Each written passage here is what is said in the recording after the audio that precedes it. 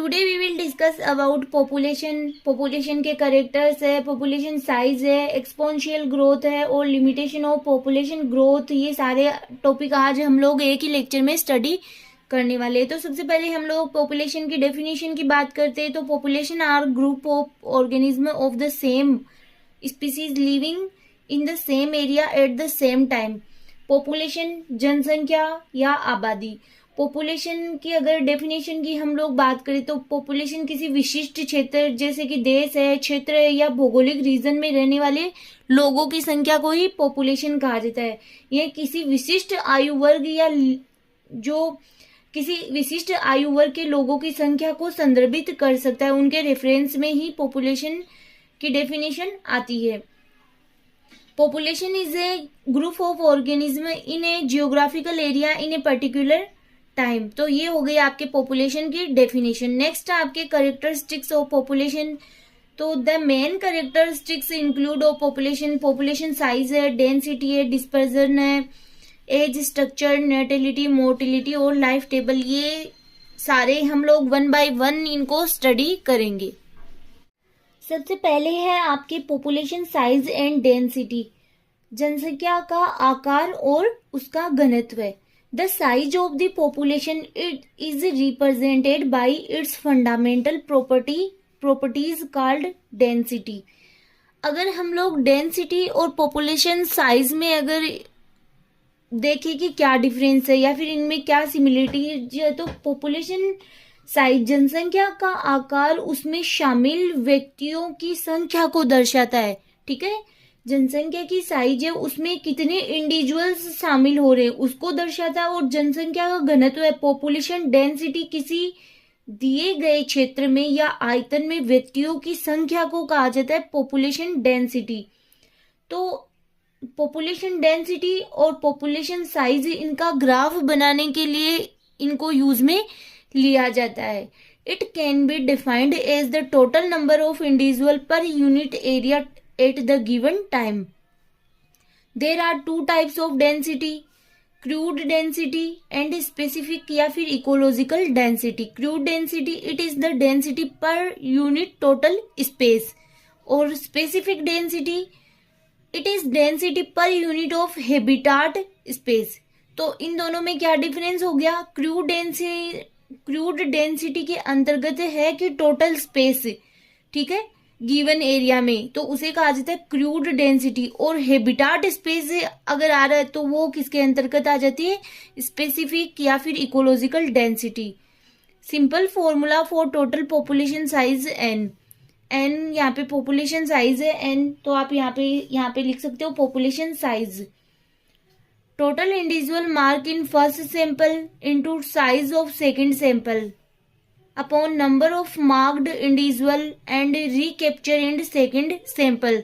तो ये नॉर्मल आपके फॉर्मूला दे रखा है। नेक्स्ट है आपके नेटिलिटी और मोर्टेलिटी। नेटिलिटी जन्म दर एंड मोर्टेलिटी मृत्यु दर। It refers to the birth of individual in a population. मतलब जन्मने वालों की जो संख्या होती है वो किसके अंतर्गत आती है? जन्म दर के अंतर्गत। लेकिन इसको भी हम कैसे डिफाइन करते हैं कि जन्म दर के रूप में या नेटेलिटी के रूप में प्रति वर्ष, मतलब जन्म दर क्या होता है कि प्रति वर्ष 1000 व्यक्तियों पर जीवित जन्म कितने जन्म हुए हैं या फिर कितने इंडिविजुअल्स जन्मे हैं, तो उनकी संख्या को ही क्या कहा जाता है? जन्म दर कहा जाता है। तो इसके अंतर्गत आपके दो आ जाते हैं, मैक्सिमम नेटेलिटी एंड इकोलॉजिकल और रियलाइज्ड नेटेलिटी। और कई बार आपके रियलाइज्ड नेटेलिटी शॉर्ट क्वेश्चन में कई बार आपके पूछा भी जाता है। Maximum natality is also known as absolute of physiological natality. Maximum natality या जिसे कहा जाता है कि पूर्ण जन्म दर, या फिर जिसे कहा जाता है आदर्श कंडीशन में नेटेलिटी। तो आदर्श परिस्थितियों में या जो बर्थ हो रहे व्यक्तियों की अधिकतम संख्या को ही क्या कहा जाता है? Maximum natality. इकोलॉजिकल या इकोलॉजिकल और realised natality. Realised natality means the actual birth rate that the ideal existing condition या स्पेसिफिक इन्वायरमेंटल कंडीशन, कि वास्तविक जो इन्वायरमेंटल कंडीशन है उसमें पॉपुलेशन के आकार में कितनी वृद्धि हो रही है, उसे ही कहा जाता है इकोलॉजिकल और रियलाइज्ड नेटिलिटी। फिर इसके लिए आपको फॉर्मूला भी दे रखा है, specific natality delta N upon N delta T. फिर क्रूड नेटिलिटी के लिए आपके delta N N upon delta T.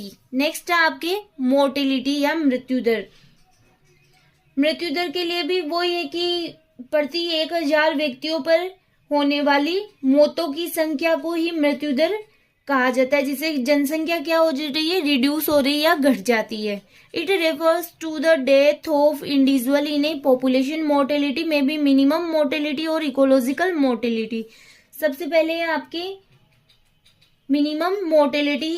Minimum mortality is the constant for the population, represents under favourable और नॉन लिमिटिंग कंडीशन।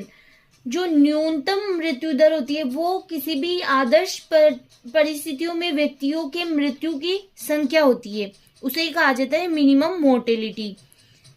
ये एक प्रकार से कांस्टेंट रहती है। फिर आपके रियलाइज्ड मोर्टेलिटी या फिर इकोलॉजिकल मोर्टेलिटी, जिसे कहा जाता है पारिस्थितिकी मृत्यु दर। किसी भी निश्चित एनवायरमेंटल कंडीशन में व्यक्तियों की वास्तविक कितनी हानि हो रही है, ठीक है, उसे कहा जाता है realised mortality. Realised mortality is the loss of individual under a given environmental condition, कि किसी भी सर्टेन जो इन्वायरमेंटल कंडीशन है उसमें कितनी व्यक्तियों का लॉस हो रहा है, उसे ही कहा जाता है रियलाइज्ड। नेक्स्ट है आपके dispersion.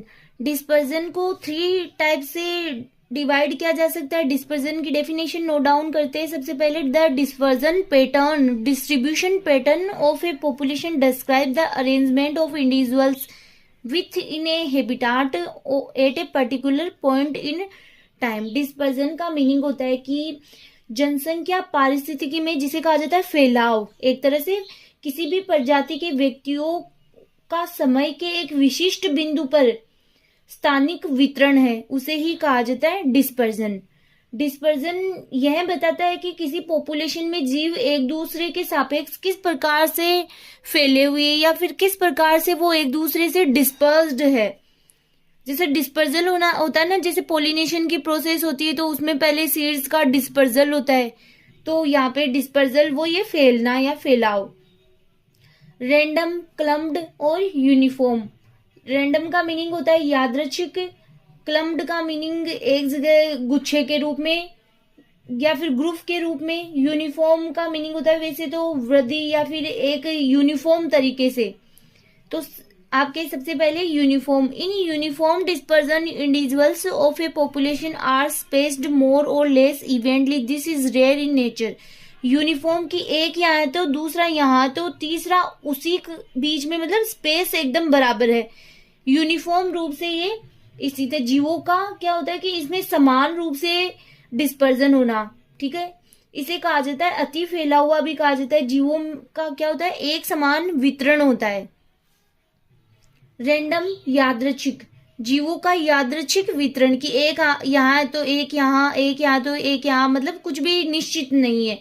In random dispersion individuals are distribution in randomly without a predictable pattern, ठीक है, इसमें कोई भी निश्चित नहीं होता है कि एक यहाँ है तो एक यहाँ पे, तो जिसे कहा जाता है यादृच्छिक गति होती है जैसे, उसी प्रकार से ये यादृच्छिक फैले हुए रहते हैं। फिर आपके क्लम्प्ड यानी कि ग्रुप में, एक ग्रुप यहाँ है तो एक ग्रुप यहाँ है, इस प्रकार से ग्रुप में रहना। In clumped dispersion individuals are clustered in groups, इसे एकत्रित या फिर समूहीकरण भी कह सकते हैं, जिसमें कि जीव क्या होते हैं, ऑर्गेनिज्म या पॉपुलेशन क्या हो रही है, समूहबद्ध वितरण हो रहा है, ठीक है।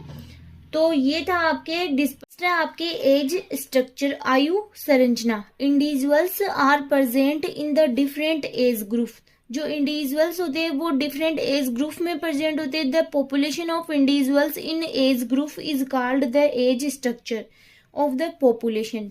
As structure is classified into 3 categories. तो सबसे पहले हम एज स्ट्रक्चर को समझते हैं कि एज स्ट्रक्चर का मीनिंग क्या होता है।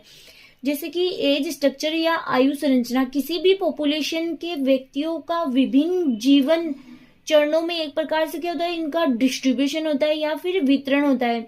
जैसे कि इनको 3 टाइप से डिवाइड किया गया है। तो बढ़ती हुई जनसंख्या के अकॉर्डिंग, घटती हुई जनसंख्या के अकॉर्डिंग और स्थिर जनसंख्या के अकॉर्डिंग। पहले उससे पहले आपके एज पिरामिड। एज पिरामिड है, ये इसी से ही रिलेटेड है। Age pyramid is a vertical bar graph, एक प्रकार का वर्टिकल बार ग्राफ होता है, मतलब ये ग्राफिकल रिप्रेजेंटेशन होता है। There are 3 types of hypothetical age pyramids. सबसे पहले एक्सपेंडिंग पॉपुलेशन, जिसे कि कहा जाता है विस्तारित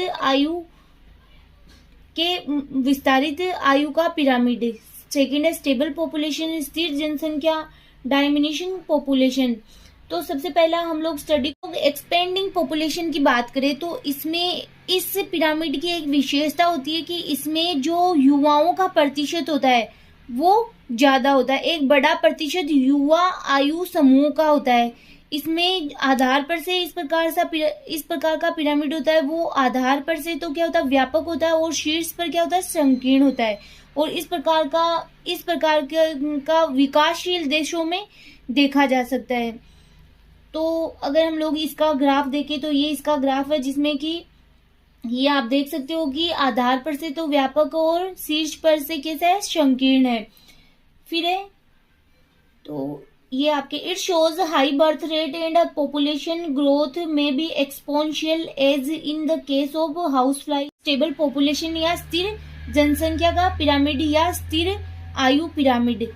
as the rate of growth decrease and stabilise. इसमें क्या होता है, यह एक प्रकार का घंटी के आकार का पिरामिड होता है, ठीक है, जिसमें जो एक ऐसी आबादी का प्रतिनिधित्व करता है जिसमें युवा है, मध्यम है और वृद्ध लोगों का जो अनुपात है वो लगभग एक समान ही रहता है।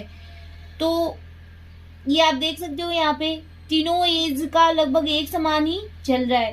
फिर आपके डायमिनिशिंग पॉपुलेशन, इस प्रकार का जो पिरामिड होता है वो उसे कहा जाता है एक प्रकार के कलश के आकार का पिरामिड होता है। इसमें यह एक ऐसा ग्राफ है जिसमें घटती तो क्या होती है, जन्म दर, घटती हुई जन्म दर, कम मृत्यु दर और उच्च जीवन प्रत्याशा वाली आबादी को ये दर्शाता है। तो इसमें क्या होता है कि इसे आप देख सकते हो, ये कलश के आकार का पिरामिड है जो ऊपर से तो इस प्रकार से गोल और नीचे से सकरा है।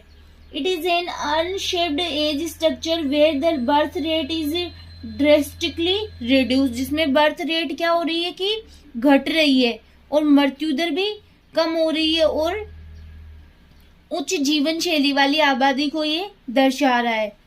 फिर आपके limits of population growth, factors affecting population growth, the 2 type of limiting factor, density independent और डेंसिटी डिपेंडेंट। तो ये 2 टाइप के फैक्टर्स होते हैं जो पॉपुलेशन ग्रोथ को प्रभावित करते हैं। या फिर नेक्स्ट आपके first density dependent limiting factors that are dependent on population size, जिसमें कि फूड सप्लाई है, प्रीडेशन है, डिजीज है, related to competition and interaction between organism, greater effect in larger population control by density dependent factors show S-shaped curve on a graph। अब S-shaped curve है, ये है, हम लोग अभी आगे स्टडी भी करेंगे इसके अंतर्गत कि किस प्रकार से S-shaped का कर्व या ग्राफ बन रहा है। तो डेंसिटी डिपेंडेंट लिमिटिंग फैक्टर में क्या क्या आते हैं कि ऐसी, इसमें क्या होता है कि लिमिटिंग फैक्टर होते हैं वो पॉपुलेशन साइज पर डिपेंड कर रहे हैं, जिसमें कि पॉपुलेशन है वो किस कारण घट रही है, अगर कोई मतलब फूड की कमी हो रही है या फिर कोई प्रीडेशन की प्रोसेस हो रही है या डिजीज के कारण पॉपुलेशन साइज घट रही है। नेक्स्ट आपके डेंसिटी इंडिपेंडेंट लिमिटिंग फैक्टर, अब इसके अंतर्गत क्या आ जाती है, जैसे कि नेचुरल डिजास्टर्स इसके अंतर्गत आ जाती है। Limiting factors that affect the same percentage of a population regardless of its size, कई जैसे लिमिटिंग फैक्टर होते हैं जो पॉपुलेशन पर डिपेंड नहीं करते हैं। नेचुरल डिजास्टर्स है, हरिकेन है, फायर है, सुनामी है, तो ये सब क्या है, ये कि पॉपुलेशन साइज पर डिपेंड नहीं करते हैं। Limit group of population bye destroying habitat, इनके कारण कई ज्यादा मात्रा में पॉपुलेशन क्या हो जाती है, डिस्ट्रॉय हो जाती है और उनके हैबिटाट भी डिस्ट्रॉय हो जाते हैं।